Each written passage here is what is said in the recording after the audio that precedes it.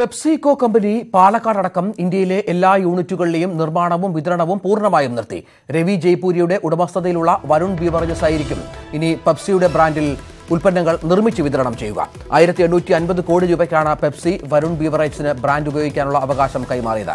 പാലക്കാട് യൂണിറ്റിലെ അടക്കം 1900 ജീവനക്കാരെയും വരുൺ ബീവറേജസിന് കൈമാറി. പ്രസാദ് ഉടുമ്പശ്ശേരിയും അനൂപ് പരമേശ്വരനും ചേരുന്നു. ആദ്യം പ്രസാദിലേക്ക്. പ്രസാദ്, ഇത്തരത്തിൽ ഒരു കാര്യം അത് ജീവനക്കാരടക്കം നേരത്തെ അറിഞ്ഞിരുന്നോ? വളരെ പെട്ടെന്ന് സംഭവിച്ച ഒരു കാര്യമാണോ? എന്താണ് ഇവരുടെ അടക്കം പ്രതികരണം?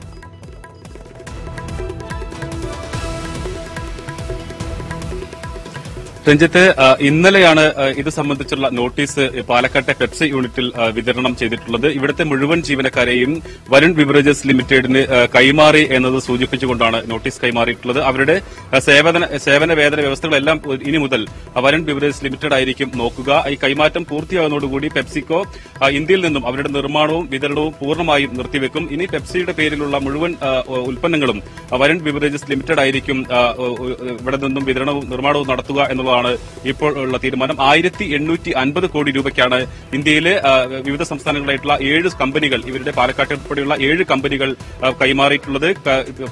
ഏറ്റവും ശ്രദ്ധേയമായിട്ടുള്ള പാലക്കാട് ഉൾപ്പെടെയുള്ള കമ്പനികൾക്കെതിരെ വലിയ തോതിലുള്ള ജനരോഷം ഉയർന്നു വന്നിരുന്നു. കഴിഞ്ഞ വർഷമെല്ലാം തന്നെ വേനൽക്കാലങ്ങളിൽ വലിയ തോതിൽ ജലചൂഷണം നടത്തുന്നു എന്നാരോപിച്ച് അവർ സമരങ്ങൾ ഉൾപ്പെടെ നടന്നിരുന്ന ഒരു ഘട്ടത്തിലുണ്ട്. കമ്പനിക്ക് മുന്നോട്ട് പോകാൻ കഴിയാത്ത ഒരു സാഹചര്യം ഇവിടെ എല്ലാം തന്നെ നിലനിന്നിരുന്നു. വലിയൊരു പ്രതിസന്ധിയിലേക്ക് കമ്പനി പോകുന്ന സമയത്താണ് അവരുടെ മുഴുവൻ സ്ഥാപനങ്ങളും, ഇന്ത്യയിലെ മുഴുവൻ സ്ഥാപനങ്ങളും വരുൺ ബിവറേജസ് ലിമിറ്റഡിന് കൈമാറുന്നത്. 1990 മുതൽ ഇവരുടെ ഉൽപ്പന്നങ്ങളെല്ലാം തന്നെ വിതരണം നടത്തിയിരുന്ന ഒരു സ്ഥാപനം കൂടിയാണ് വരുൺ ബിവറേജസ് ലിമിറ്റഡ്. ഇനി മുതൽ പെപ്സിയുടെ നിർമ്മാണവും വിതരണവും, ഇന്ത്യയിലെ നിർമ്മാണവും വിതരണവും എല്ലാം തന്നെ വരുൺ ബിവറേജസ് ആയിരിക്കും. ജീവനക്കാർ ഇതിനകത്ത് കടുത്ത ആശങ്കയും നിരാശയുമാണ് പ്രകടിപ്പിച്ചിട്ടുള്ളത്. കാരണം സ്ഥാപനം കൈമാറുന്നതോടുകൂടി ഇവരുടെ ആനുകൂല്യങ്ങളെല്ലാം തന്നെ നിഷേധിക്കപ്പെടും, വലിയ തൊഴിൽ നഷ്ടപ്പെടും എന്നുള്ളതെല്ലാം തന്നെ പറയുന്നു. കമ്പനി ജീവനക്കാരുടെ വ്യക്തമാക്കിയിട്ടുള്ളത്, നിലവിൽ നിങ്ങൾക്ക് എന്താണോ ഇവിടുത്തെ സേവന വേതന വ്യവസ്ഥകളെല്ലാം തന്നെ വരുൺ ബിവറേജസ് ലിമിറ്റഡ് നൽകും എന്നതാണ് ഇവരെ ബോധ്യപ്പെടുത്തിയിട്ടുള്ളത്. പക്ഷേ അത് അംഗീകരിക്കാൻ തൊഴിലാളികൾ തയ്യാറായിട്ടില്ല. കാരണം ആദ്യത്തെ ഒരു വർഷം ഒരുപക്ഷെ ഇത്തരത്തിൽ വേതനങ്ങൾ ലഭിക്കുമെങ്കിൽ പോലും തൊഴിലാളികളെ പിരിച്ചുവിടുക ഉൾപ്പെടെയുള്ള നടപടികളിലേക്ക് പെപ്സിയുടെ സ്ഥാപനം ഏറ്റെടുക്കുന്ന പുതിയ കമ്പനി മാറും എന്നതാണ് ഇവർ പങ്കുവെക്കുന്ന ആശങ്ക. ഇപ്പോൾ അനൂപ് പരമേശ്വരൻ ന്യൂസ് ഡെസ്കിൽ നിന്ന് ചേരുന്നു. അനൂപ്, ഇത്തരത്തിൽ വലിയ ഒരു കമ്പനി, ആ ഒരു ആഗോള ബ്രാൻഡ് ഇത്ര പെട്ടെന്ന് കൈമാറ്റം ചെയ്യപ്പെടുമ്പോൾ അതിന് പിന്നിൽ എന്തായിരിക്കും? ഇന്ത്യയിലെമ്പാടും ഇവരുടെ പ്ലാന്റുകൾക്കെതിരെ നടക്കുന്ന സമരമുണ്ട്, നേരത്തെ പ്രസാദ് പറഞ്ഞതുപോലെ. ഒപ്പം വിൽപ്പനയും കുറഞ്ഞ പശ്ചാത്തലവും ഒക്കെ ഉണ്ട് എന്ന് പറയപ്പെടുന്നു. എന്തുകൊണ്ടായിരിക്കും ഇത്തരം ഒരു കൈമാറ്റത്തിന് ഈ കമ്പനി തയ്യാറായത്?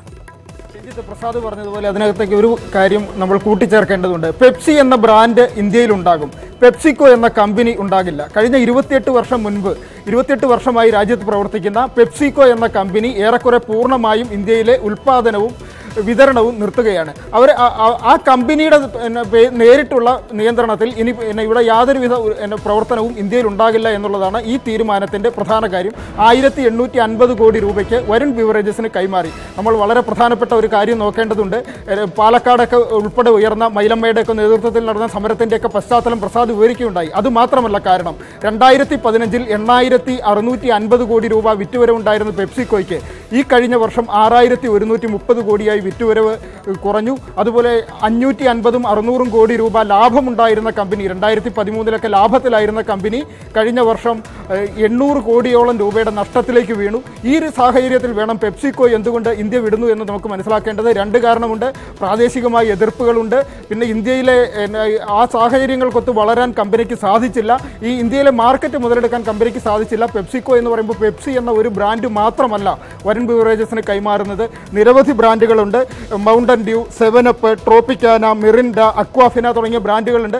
ഇതിനപ്പുറത്ത് നമ്മുടെയൊക്കെ തലമുറയ്ക്ക് വളരെയേറെ പരിചിതമായ കുർക്കുറെ, ക്വാക്കർ, ലേസ് തുടങ്ങിയ ഉൽപ്പന്നങ്ങൾ, ഈ ചിപ്സ്, അങ്കിൾ ചിപ്സ് പോലുള്ള ഉൽപ്പന്നങ്ങൾ, ഇത്തരം ഉൽപ്പന്നങ്ങളെല്ലാം ഉണ്ട് പെപ്സി കമ്പനി ഇന്ത്യയിൽ നിർമ്മിച്ച് വിതരണം ചെയ്തുകൊണ്ടിരുന്നത്.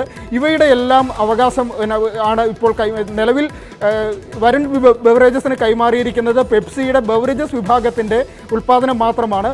വളരെ സമീപ ഭാവിയിൽ തന്നെ മറ്റു ഉൽപ്പന്നങ്ങളുടെ കൂടി നിർമ്മാണ വിതരണ അവകാശവും കൈമാറും. നിലവിൽ ഇപ്പോൾ സജിത്ത്, പെപ്സി തൊഴിലാളി യൂണിയൻ CITU-വിന്റെ പ്രസിഡന്റാണ്. സജിത്ത്, ഈ കൈമാറ്റത്തെ തൊഴിലാളി സംഘടനകൾ എങ്ങനെയാണ് നോക്കിക്കാണുന്നത്? ഈ തൊഴിലാളി നിയമങ്ങളൊക്കെ ഒരുപാടുണ്ടല്ലോ, അതൊക്കെ പാലിച്ചാണോ ഈ ഒരു കൈമാറ്റം ഉണ്ടായിരിക്കുന്നത്? ഹലോ, കേൾക്കുന്നുണ്ടോ? കേൾക്കുന്നുണ്ട്, പറഞ്ഞോളൂ.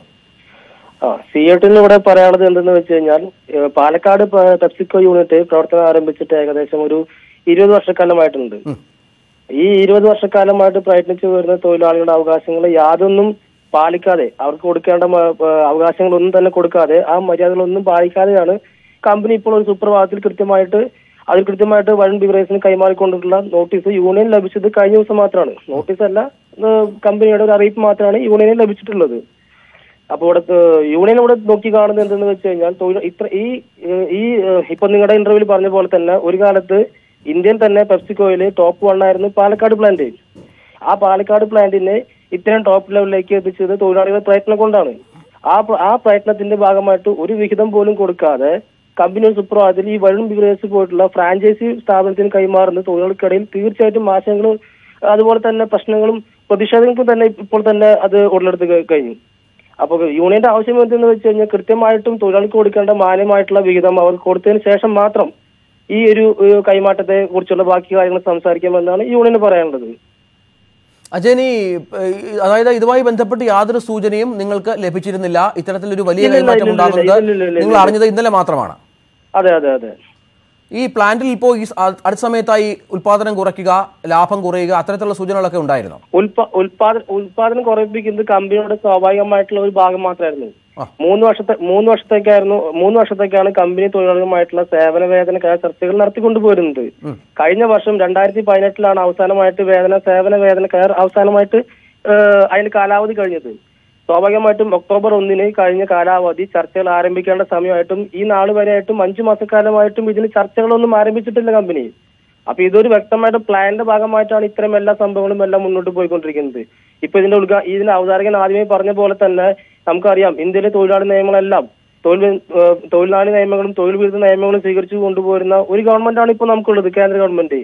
ആ കേന്ദ്ര ഗവൺമെന്റ് നടത്തിക്കൊണ്ടുവരുന്ന തൊഴിൽ നിയമങ്ങളെ അട്ടിമറിച്ചുകൊണ്ട് അല്ലെങ്കിൽ ആ നിയമങ്ങളെ ഏറ്റുപിടിച്ചുകൊണ്ട് തന്നെയാണ് ഇപ്പൊ പെപ്സിക്കോ ഇത്തരം ഒരു കൈമാറ്റത്തിന് അതിന് പ്രത്യേകമായിട്ട് അവർക്കൊരു സാധിച്ചത്. അതിന് കൃത്യമായിട്ട് ഇവിടെ ഞാൻ പറഞ്ഞതുപോലെ തന്നെ ഈ 5 മാസക്കാലം സേവന വേതന കരാർ നീട്ടിക്കൊണ്ടുപോയതും ഈ പ്ലാനിങ്ങിന് കൃത്യമായിട്ടുള്ള പ്ലാനിങ് കൂടിയാണ്.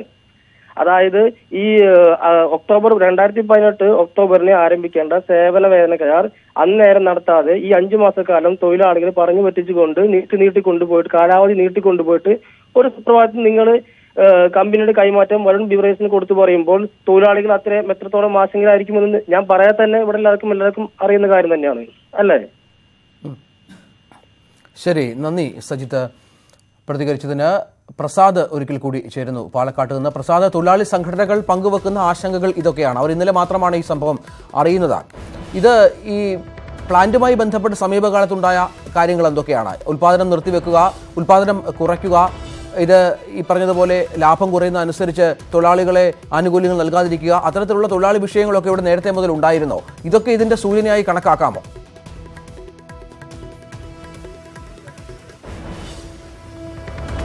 രഞ്ജിത്ത്, കമ്പനി കഴിഞ്ഞ കുറെ വർഷങ്ങളായി, അതായത് കൊക്കക്കോള അടച്ചുപൂട്ടിയതിനു ശേഷം പെപ്സി കമ്പനിക്കെതിരെ വലിയ തോതിലുള്ള പ്രതിഷേധങ്ങളെല്ലാം തന്നെ ഈ പ്രദേശത്ത് നിന്ന് ഉയർന്നു വന്നിരുന്നു എങ്കിൽ പോലും സംഘടിതമായ രൂപത്തിൽ ഒരു പ്രതിഷേധം ഈ കമ്പനിയുടെ മുമ്പിൽ ഒന്നും തന്നെ മുമ്പുണ്ടായിരുന്നില്ല. പക്ഷേ കഴിഞ്ഞ വർഷം ഈ മേഖലയിൽ കടുത്ത തോതിലുള്ള ജലക്ഷാമം നേരിടുകയും ഈ പ്രദേശവാസികൾ ഉൾപ്പെടെയുള്ള ആളുകൾ ഇവിടെ ഇതിനു മുമ്പ് സമരം നടത്തുകയും എല്ലാം തന്നെ ചെയ്തിരുന്നു.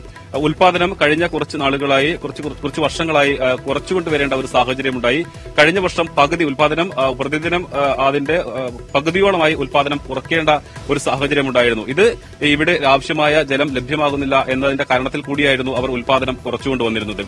ഇത്തരത്തിൽ കമ്പനിക്ക് മുന്നോട്ട് പോകാൻ കഴിയില്ല. അതായത് അവരുടെ ലാഭവിഹിതത്തിൽ നിന്ന് വലിയ തോതിലുള്ള കുറവ് സംഭവിക്കുന്നു. പാലക്കാട് ഉൾപ്പെടെയുള്ള പെപ്സിയുടെ രാജ്യത്തെ മറ്റ് സ്ഥാപനങ്ങളെല്ലാം തന്നെ ഇതിൽ സമാനമായ സാഹചര്യങ്ങൾ നേരിടേണ്ടി വരുന്നു എന്നുള്ളതാണ് ഇവർ കമ്പനി ആളുകൾ പങ്കുവെക്കുന്നത്.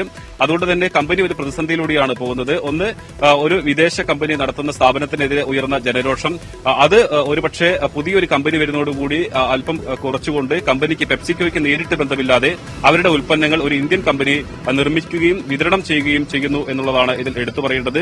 അത് ഇത്തരത്തിലുള്ള പ്രശ്നങ്ങൾ, പ്രാദേശികമായിട്ടുള്ള സമരങ്ങൾ, അത്തരത്തിലുള്ള പ്രശ്നങ്ങൾ കുറയ്ക്കാൻ കഴിയും എന്ന ഒരു കണക്കുകൂട്ടൽ കൂടി ഒരുപക്ഷെ ഈ കമ്പനി കൈമാറ്റത്തിൽ ഉണ്ടാവാം. ഇപ്പോൾ പരിസ്ഥിതി പ്രവർത്തകൻ ബോബൻ മാട്ടുന്തറ ടെലിഫോൺ ലൈനിലുണ്ട്. ശ്രീ ബോബൻ, ഈ വിഷയം നിങ്ങൾ എങ്ങനെയാണ് കാണുന്നത്? പ്രത്യേകിച്ചും പരിസ്ഥിതിപരമായി അവിടെ ഒരുപാട് വിഷയങ്ങൾ ഉണ്ടാക്കിയിരുന്ന ഒരു കമ്പനി എന്ന രീതിയിൽ സമരരംഗത്തായിരുന്നല്ലോ പരിസ്ഥിതി പ്രവർത്തകരും രാഷ്ട്രീയ കക്ഷികളുമൊക്കെ. ഈ കൈമാറ്റത്തെ നിങ്ങൾ എങ്ങനെയാണ് കാണുന്നത്? ഈ കൈമാറ്റം ഇവിടുത്തെ ഭൂഗർഭജലം ലഭ്യമല്ലാത്തൊരു സാഹചര്യത്തിലാണ് ഇത്തരത്തിൽ വളരെ തന്ത്രപരമായ ഒരു കൈമാറ്റം നടക്കുന്നത്.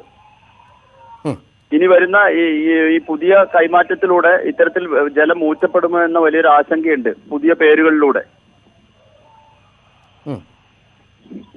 ഹലോ, പറഞ്ഞോളൂ, കേൾക്കാം. പുതിയ പേരുകളിലൂടെ പുതിയ കൈമാറ്റത്തിലൂടെ ഇതിന്റെ കൃത്യമായ വിവരങ്ങൾ നമുക്ക് ലഭ്യമായിട്ടില്ല. പെപ്സിയുടെ പേരിൽ വലിയ തോതിൽ ഭൂഗർഭജലം ചൂഷണം ചെയ്ത പ്രവർത്തനങ്ങൾക്കെതിരെ ശക്തമായ സമരങ്ങളും പ്രക്ഷോഭങ്ങളും നടന്നിരുന്നു. അതിന്റെ ഭാഗമായാണ് പെപ്സിക്ക് മുന്നോട്ട് പോകാൻ പറ്റാത്ത ഒരു സാഹചര്യം ഉണ്ടാവുകയും പെപ്സി ഇപ്പൊ പുതിയൊരു കൈമാറ്റം നടത്തുന്നു എന്നാണ് ഞങ്ങൾ മനസ്സിലാക്കുന്നത്. ഇതിനിടയിൽ കഴിഞ്ഞ വർഷത്തിൽ പെപ്സി ആളുകളെ കയ്യിലെടുക്കുന്നതിന് വേണ്ടി ചില നീക്കങ്ങൾ നടത്തിയിട്ടുണ്ടായിരുന്നു. ഇവിടുത്തെ പ്രദേശത്തെ ഒരു കുളം നവീകരിക്കുകയും പ്രതിദിനം ഒരു 100 കുടുംബങ്ങൾക്ക് ജലം ലഭ്യമാക്കുന്ന ഒരു പദ്ധതി. ആ പദ്ധതിയോടെല്ലാം ജനങ്ങൾ മുഖം തിരിഞ്ഞു നിൽക്കുന്ന ഒരു സാഹചര്യമാണ് നിലവിൽ ഉണ്ടായിരുന്നത്. അതുകൊണ്ട് തന്നെയാണ് പെപ്സി ഇപ്പോൾ കൈമാറ്റത്തിലൂടെ മറ്റൊരു പേരിലൂടെ കൈമാറ്റം നടത്തിയത്. ശരി, അപ്പൊ ഇനിയും ഇത്തരത്തിൽ ചൂഷണം നടക്കാനുള്ള സാധ്യതയും കൂടുതലാണ്. ശരി, നന്ദി ബോബൻ. ഒരിക്കൽ കൂടി അനൂപിലേക്ക് പോയാൽ, അനൂപ്, ഇത്തരത്തിൽ പരിസ്ഥിതി പ്രവർത്തകർ പങ്കുവെക്കുന്ന ആശങ്കയുണ്ട്, ഈ തൊഴിലാളി സംഘടനകൾ പങ്കുവെക്കുന്ന ആശങ്കയുണ്ട്. ഈ ഉൽപ്പന്നത്തിന്റെ ബ്രാൻഡ് മൂല്യം ഉപയോഗിച്ച് അവർ വിപണി കണ്ടെത്തുമെന്ന് പറയുമ്പോൾ ഏത് രീതിയിൽ വ്യത്യാസം വരും ഈ പുതിയൊരു കമ്പനി ഈ സ്ഥാപനത്തെ ഏറ്റെടുക്കുമ്പോൾ? രഞ്ജിത്ത്, വളരെ പ്രധാനപ്പെട്ട കാര്യം, ഇപ്പോൾ പരിസ്ഥിതി പ്രവർത്തകർ പറഞ്ഞതുപോലെ ജലം ഊറ്റുന്ന കമ്പനിയാണ് ഇതുവരെ പെപ്സി. ഇനി അതിനു പകരമായി നിലവിൽ വരുൺ ബിവറേജസ് ഇവിടെ നിന്ന് ഉൽപ്പന്നം കയറ്റി അയക്കുമ്പോൾ ഇവർ വിദേശ നാണ്യം കൊണ്ടുവരുന്ന കമ്പനിയായി മാറും. അതാണ് ഇതിൻ്റെ ഒരു പ്രധാനപ്പെട്ട മാറ്റം. അങ്ങനെ കയറ്റി അയക്കാൻ സാധിച്ചാൽ ഏഷ്യയിലെ മറ്റ് രാജ്യങ്ങളിലേക്ക് ഇന്ത്യയിൽ നിന്ന് ഉൽപ്പാദിപ്പിക്കുന്ന പെപ്സിയുടെയും മറ്റു ബ്രാൻഡുകൾ കയറ്റി അയക്കുകയാണ് ഇവരുടെ ഒരു പ്രധാന ലക്ഷ്യം. അങ്ങനെ സാധിച്ചാൽ ഇപ്പോൾ നിലവിൽ ഉള്ള പെപ്സിക്കോയുടെ കമ്പനിയിലെ ജീവനക്കാരെ മുഴുവൻ കൈമാറി എന്ന ഒരു അറിയിപ്പ്, 1850 കോടി രൂപയ്ക്ക് വിൽപ്പന നടന്നു എന്നുള്ള ഒരു അറിയിപ്പ് മാത്രമാണ് നമ്മളുടെ മുന്നിലുള്ളത്. ആ അറിയിപ്പിന്റെ പകർപ്പ് വെച്ചിട്ടാണ് നമ്മൾ ഈ വാർത്ത നൽകുന്നത്. ഇതിൽ വളരെ പ്രധാനപ്പെട്ട കാര്യമുണ്ട്. 5600 കോടി രൂപയുടെ വാർഷിക വിറ്റുവരവുള്ള ഒരു കമ്പനി 1800 കോടി രൂപയ്ക്ക് കൈമാറിയിട്ടുണ്ടാകുമോ എന്ന ചോദ്യം. അപ്പോൾ എത്ര ശതമാനം ഓഹരിയാണ് വരുൺ ബിവറേജസിന് നൽകിയത്? ഇനി പൂർണ്ണമായും വരുൺ ബിവറേജസിനാണ് ചുമതല എന്ന ഒരു വാർത്ത വന്നതിനപ്പുറം securities and exchange board of ഇന്ത്യയെ ഇന്നലെ വരുൺ ബിവറേജസും പെപ്സിക്കോ ഇന്ത്യയും അറിയിച്ചിരിക്കുന്നതും ഈ വിവരങ്ങൾ മാത്രമാണ്. മറ്റു വിവരങ്ങൾ പുറത്തു വരുമ്പോൾ മാത്രമേ ഇതിൻ്റെ എന്താണ് പെപ്സിക്കോയുടെ അടുത്ത ലക്ഷ്യമെന്നും ഇന്ത്യയിൽ നിന്ന് അവർ പൂർണ്ണമായി തന്നെ ഒരു ബ്രാൻഡായി മാത്രം ഇവിടെ വിട്ടുകൊടുത്തിട്ട് അവർ മാറിക്കഴിഞ്ഞിട്ടുണ്ടോ, അതെയോ അവർ മറ്റൊരു ബോഗസ് കമ്പനിയെ ഏൽപ്പിച്ച് പ്രവർത്തിക്കുകയാണോ തുടങ്ങിയ കാര്യങ്ങൾ പുറത്തു വരികയുള്ളൂ. ഈ വരുൺ ബിവറേജസ് എന്നുള്ള കമ്പനി ഇന്ത്യയിൽ അത്ര ചെറിയ കമ്പനിയൊന്നുമല്ല. കാരണം KFC ഉൾപ്പെടെയുള്ള കെൻഡക്കി ചിക്കൻ്റെ ഉൾപ്പെടെയുള്ള സ്ഥാപനങ്ങളുടെ ഫ്രാഞ്ചൈസി ഈ വരുൺ ബിവറേജസിനാണ്. അങ്ങനെ ഒരു രാജ്യത്തെ ഒരു പ്രധാനപ്പെട്ട കമ്പനി തന്നെയാണ് വരുൺ ബിവറേജസും. അപ്പോൾ ഏത് നിലയ്ക്കാണ് ഈ കൈമാറ്റം എന്ന് വരും ദിവസങ്ങളിൽ മാത്രമേ നമുക്ക് വ്യക്തമാവുകയുള്ളൂ. രഞ്ജിത്ത്, ശരി, നന്ദി. ഞങ്ങളുടെ പ്രതിനിധികൾ ഈ വിഷയം വിശകലനം ചെയ്ത് പറയുകയായിരുന്നു. പെപ്സി ബ്രാൻഡ് ഇനി വിപണിയിൽ ഇറക്കുക മറ്റൊരു കമ്പനിയാണ്. വരുൺ ബീവറേജസ് എന്ന കമ്പനിക്ക് അതിൻ്റെ അവകാശം കൈമാറിയിരിക്കുന്നു. പെപ്സി എന്ന രീതിയിൽ തന്നെ അവർ പെപ്സിക്കോ രാജ്യം വിടുന്നു. പെപ്സി എന്ന പേരിൽ തന്നെ അവർ ഉൽപ്പന്നങ്ങൾ വിപണിയിൽ ഇറക്കും എന്നാണ് ഏറ്റവും പുതിയ വിവരം.